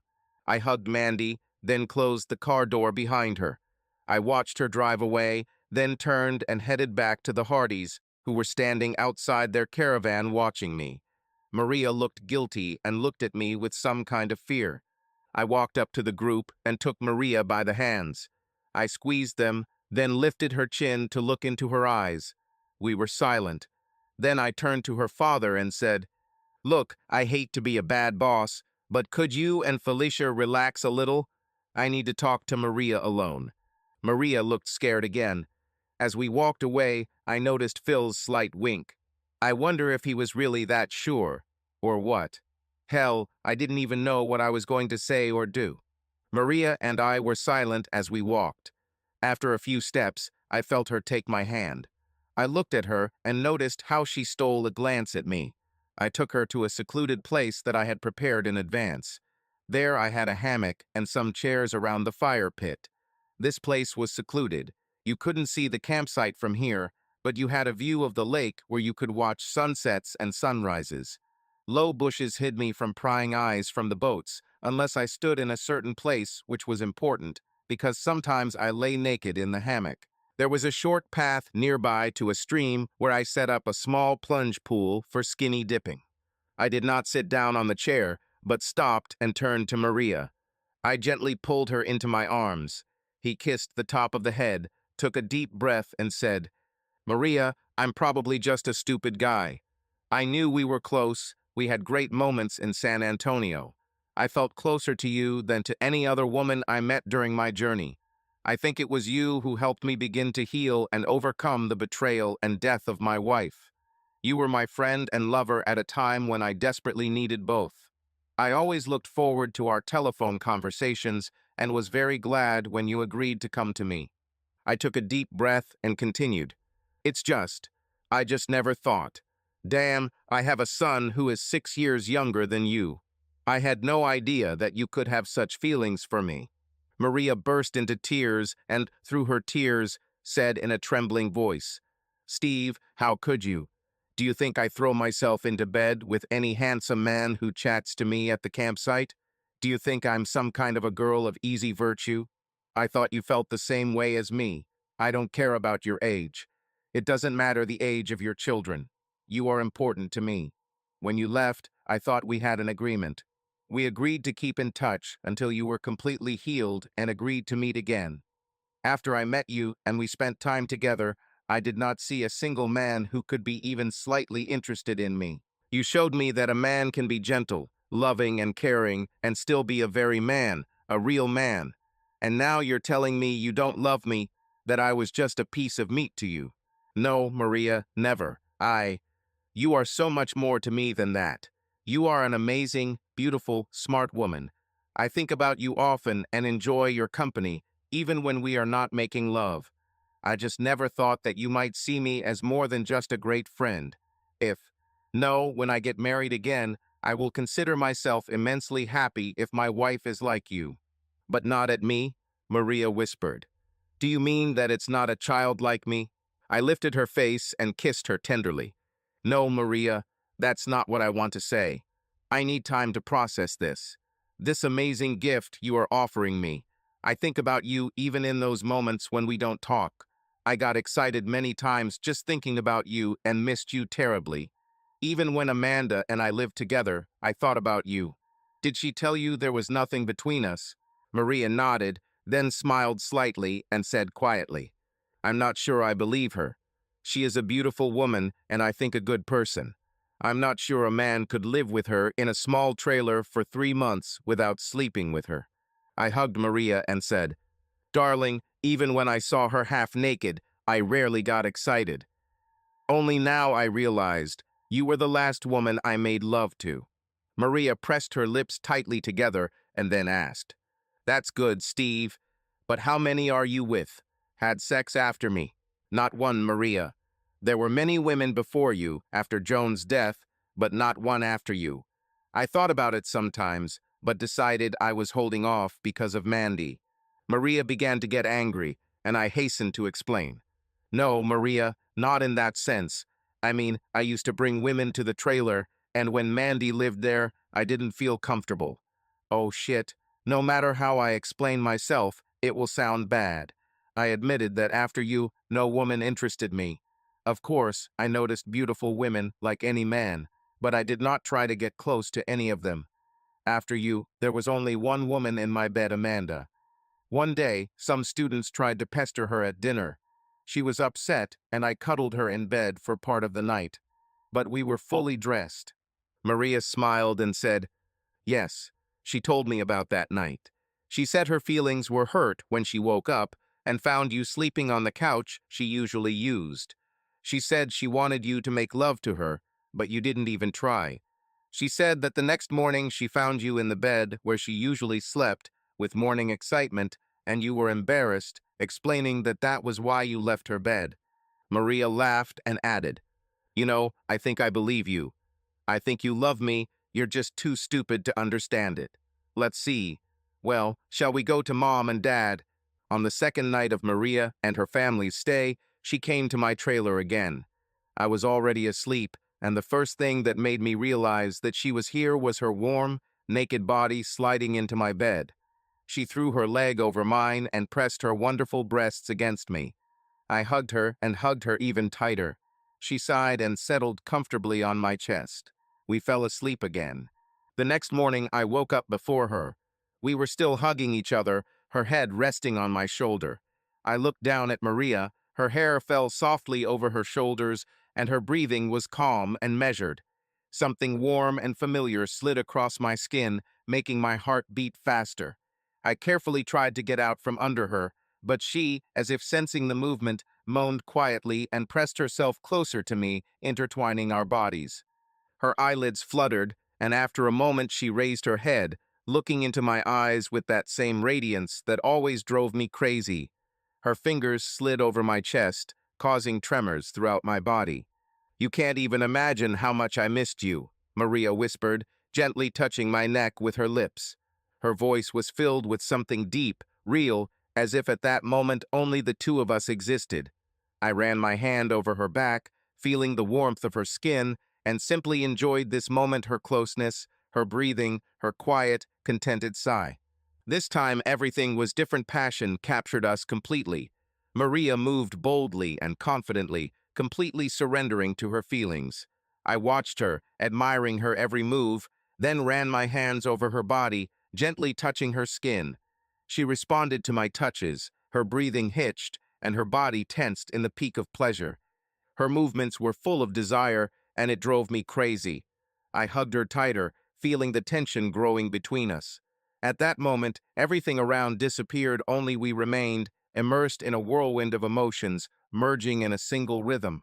When the wave covered us both, we froze, feeling overwhelming pleasure and closeness. Finally, we both relaxed. Maria collapsed on top of me, her breathing gradually evening out. She sat up a little and kissed me softly again, then giggled, jumped out of bed, and ran to the tiny bathroom in my trailer. When she came out, she was already dressed in shorts and a crop top, which, apparently, she was wearing when she came to me. She smiled and said, "It's late, honey. Mom is preparing breakfast for us. If she's not late, and she never is, he'll be ready in about 5 minutes." She leaned towards me again and gave me another tender kiss.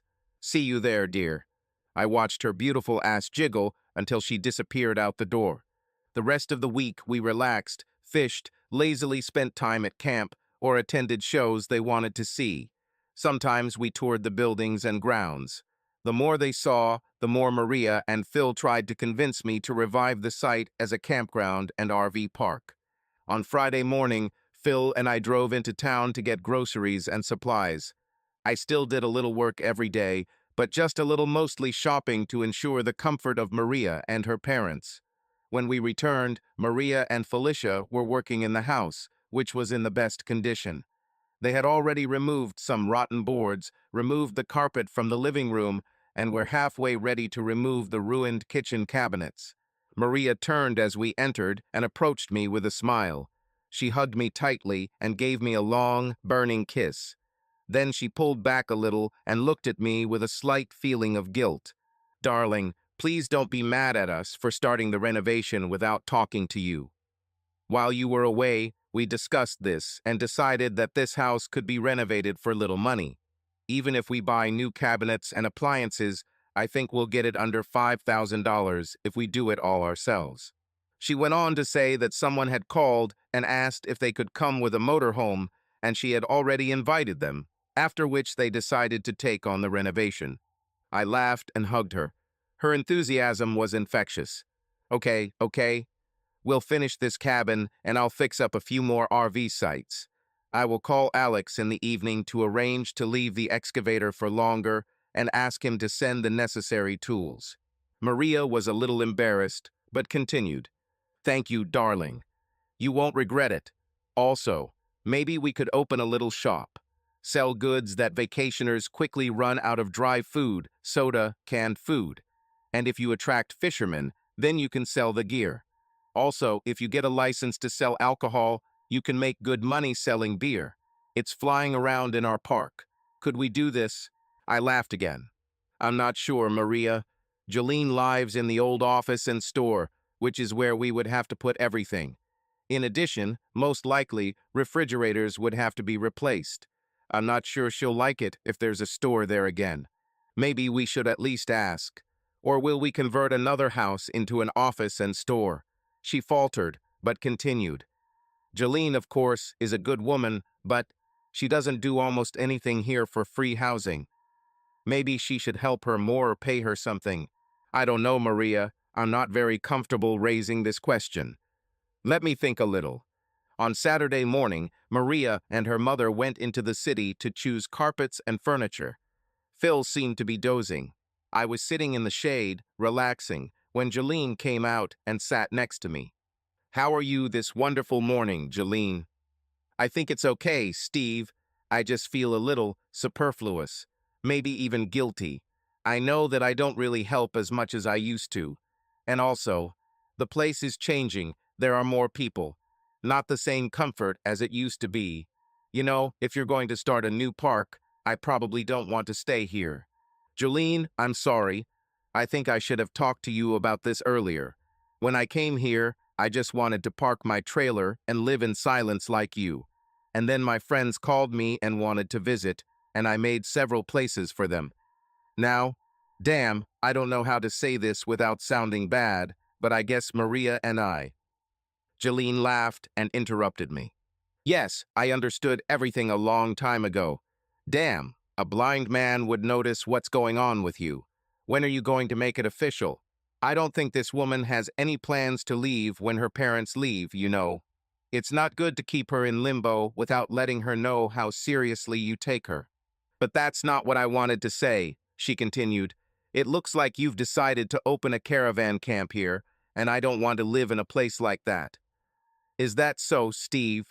I didn't plan this, but I guess it turned out that way, Jolene. Maria is delighted with this idea, and Phil and Felicia believe that everything will work out. I don't want to quit working completely at my age, but I don't want to go back home to start the construction business again either. I think I'll let Maria talk me into opening a small RV park and see what happens. Hell, she even wants to set up a small store with groceries, snacks, and beer for our guests and the fishermen she thinks will be using our dock. I was afraid that this was all going to happen, Jolene sighed. Steve, would you mind if I find another, more secluded place and leave? No, I understand. I can't say that I myself want to tolerate noisy people, but I think for Maria's sake, I will have to. I admit I have a crush on this girl, and if she wants an RV park, let her have an RV park. She grew up in this place, so she knows how to manage it. Phil and Felicia decided to stay an extra 2 weeks, enough time to finish renovating one of the booths and do most of the heavy lifting in the shop and office. After Jolene left, Maria and I planned to remodel the living quarters in the office building and move there. There was a spacious living room, kitchen dining area, and 2 bedrooms, more than enough for the two of us. Frankly, I had plans to make everything very comfortable. I loved the comfort of my home. When traveling and camping, I could put up with minimal amenities, but home has always been a fortress for me, where I wanted to feel as comfortable as possible. One day, when we were in town shopping before Maria's parents left, I bought her an engagement ring. I don't remember that I formally proposed to her, but I was quite happy with how things turned out. She just took me to the store and we picked out a ring together. The smile never left her face all evening. Every time I looked at her, she was either admiring the ring or showing it to her mother. After the women had had their fill of admiring the ring, and we had finished the barbecue in my secluded spot by the creek, Phil and Felicia left. I opened the storage box I kept in my grotto and took out a foam mattress and a blanket. Maria and I sat in an embrace, watching the sun finally disappear behind the horizon and night fall. We explored each other's bodies until we reached the point where we couldn't hold back any longer. Maria squirmed impatiently on the soft mattress as I slowly removed her clothes. In the silver light of the full moon, her eyes sparkled with excitement. I leaned towards her, gently touching her neck with my lips, catching her ragged breath. Her fingers slid along my back and then squeezed tightly, as if not wanting to break this moment of intimacy. I felt her heart beating faster and a tremor running through her body. We moved in the same rhythm, getting lost in time. The night enveloped us in a blanket of stars. The air was filled with warmth and trust. That night we belonged only to each other, dissolving in moments of tenderness and love. The next morning, shortly after 8, I woke up to find Maria lying on her side, her head propped up on her hand, looking at me.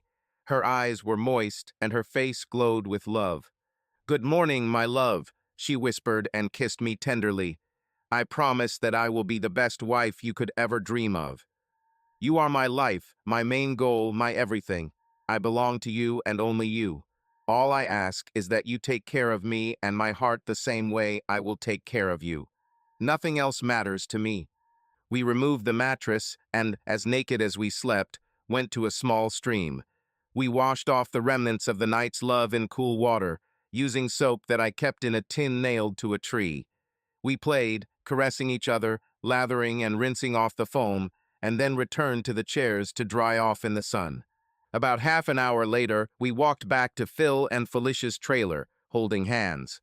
Phil sat in a chair under his awning with his morning coffee. Felicia was busy at the small gas stove and grill that I had installed for the convenience of the campers. Phil smiled at us and said, "Hey, Steve, do you still have cougars here?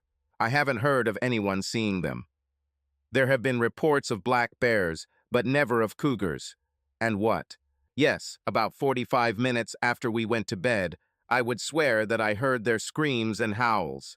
This damn noise either died down or came back all night long, just wondering what it could be. Maria flushed and looked angrily at her father. "Dad, how could you?" Phil stood up, hugged his daughter, and kissed her forehead tenderly.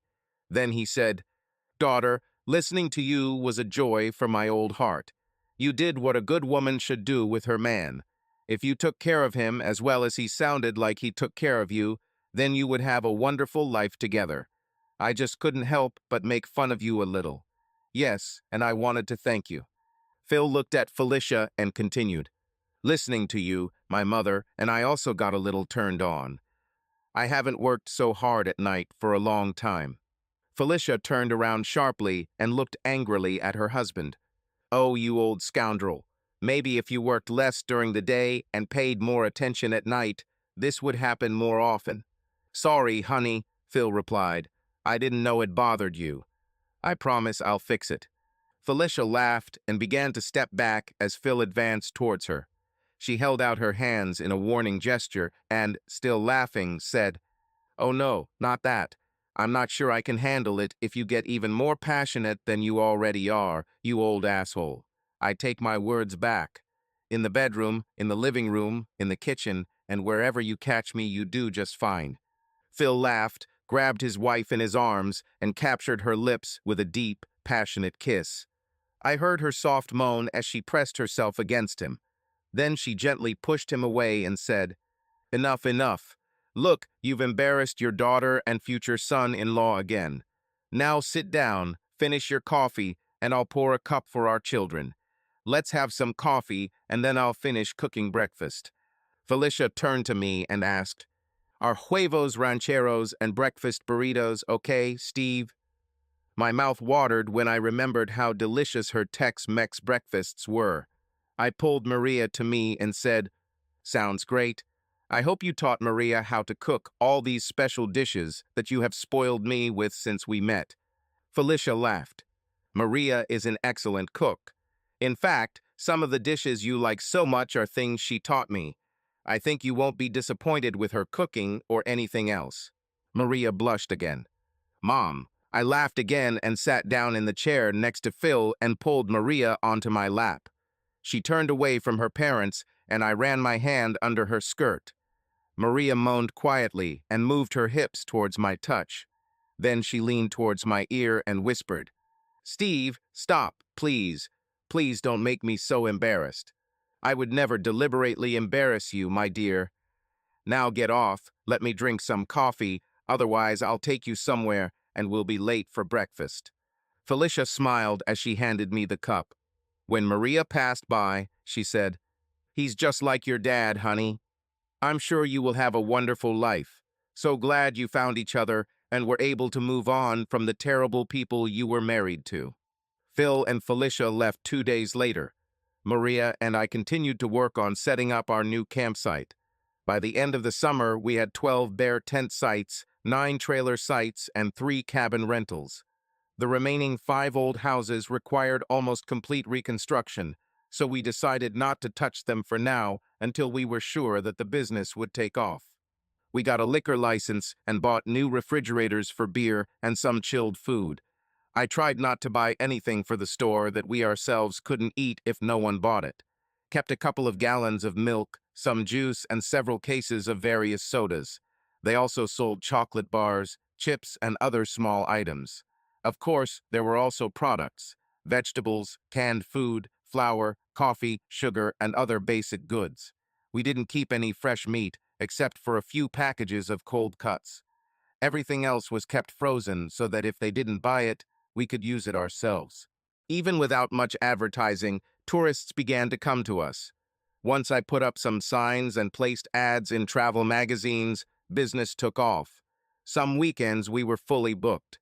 I had to expand the assortment in the store, and it began to make a small profit. Maria was happy, and when she was happy, she made me very happy. You can proceed further without comment. We decided to close the campsite at the end of September, when the tourist season was coming to an end. We spent a couple of weeks cleaning and renovating, and then headed to San Antonio to visit Maria's parents and get married. Everyone said the wedding was perfect. I guess they did, but as you know, it's more of a women's issue, so I'll take their word for it. I took Maria to Florida for our honeymoon, and then we returned to San Antonio. We agreed to manage her parents' car park from November to February so they could travel. In March, we returned home and opened our own fleet for the summer season. Phil and Felicia came to us in the summer, leaving their park to a fairly competent assistant. During the summer, their business was minimal, but they still spent most of the season there to keep things running smoothly. During the winter, when we managed Phil and Felicia's fleet, I kept Amanda as our fleet caretaker. She did minor cleaning, repairs, and made sure there were no acts of vandalism. She lived in one of the houses. She worked seasonal jobs in Branson during the summers. Over time, I even hired her to help out part-time in the evenings and some weekends during the summer. As part of her salary, I allowed her to continue living in the cabin. In the second year of our married life, Maria persuaded me to have a child. She said that she would be happy with one child, but she really wanted my child. We had a son whom we named Stephen Philip Rowland. From the very beginning, Maria was completely different from Joan. I had no idea how big of a difference there was between a marriage based on love and respect and the one I had with Joan. Joan and I got married because it was the right thing to do, and I think she was angry about it all her life. I suspect that if she hadn't gotten pregnant, we would never have gotten married. But with Maria, everything is different. I know I'll die if she dies or leaves me, but her leaving or cheating is the only thing I don't have to worry about. Maria has always been hotter in bed than Joan, and she always lets me know that I come first to her.